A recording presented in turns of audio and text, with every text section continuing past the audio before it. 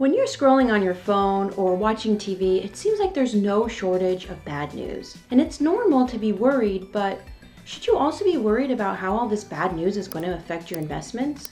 Hi, my name is Alexandra Demosthenes, and I'm a fiduciary financial advisor, CPA, and CFP located in Boca Raton, Florida. And on today's video, I'm going to share with you 3 tips to remember when you're worried about what to do in your investments when all you see on the news is doom and gloom. First, uncertainty is unavoidable. Remember, uncertainty is nothing new, and investing involves risks. It's exactly because of this uncertainty that disciplined investors have experienced higher returns over time. Now let's take a look at some of the events that have happened over the last almost 4 years. So starting on January 2020 through September 30th, 2023, what have been some events in the world? Well, we've had a global pandemic, the Russian invasion of Ukraine, spiked inflation, and the largest bank failure since the Great Recession. So a lot of things to panic about. Despite these concerns, how did the market react?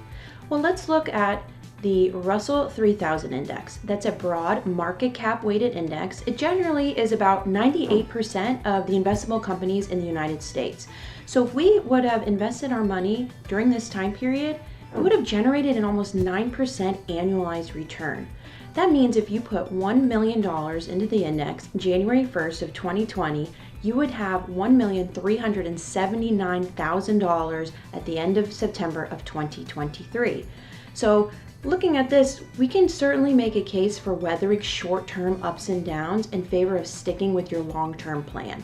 The second thing to remember is market timing is futile. Now, market timing is the idea that we can sell our investments when prices are high and buy them back when prices are low. This also happens to be the time when everybody is panicked and selling, so it does make it a hard time to buy. Now, this idea, it sounds seductive that we can avoid short-term pain in favor of long-term gains. The problem is it really doable? And it reminds me a lot of skinny tea.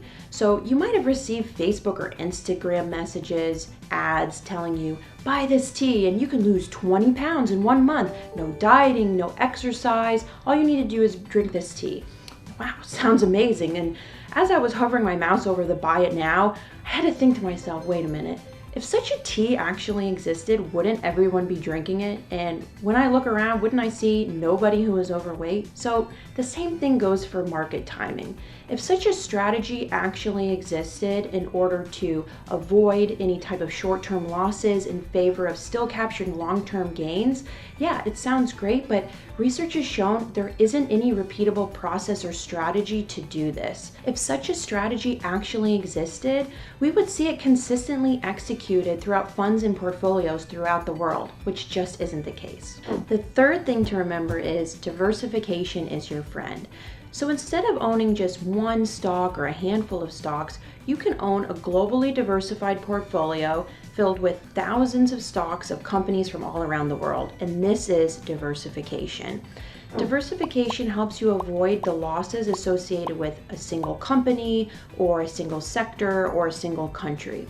Now we can see how this played out earlier this year in 2023 during the banking crisis. If a large portion of your portfolio was held in just the single company of Silicon Valley Bank, that stock is generally worthless right now. But what if you own something like the Russell 3000 index? Well, before the crisis and the stock became worthless, Silicon Valley Bank made up 0.04% of that index.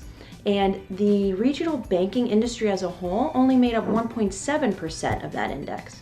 So you can see how a diversified approach would help a long-term investor avoid risks associated with a specific company or specific sector. When you listen to the news, especially bad news, it can make you feel like you need to be doing something with your investments.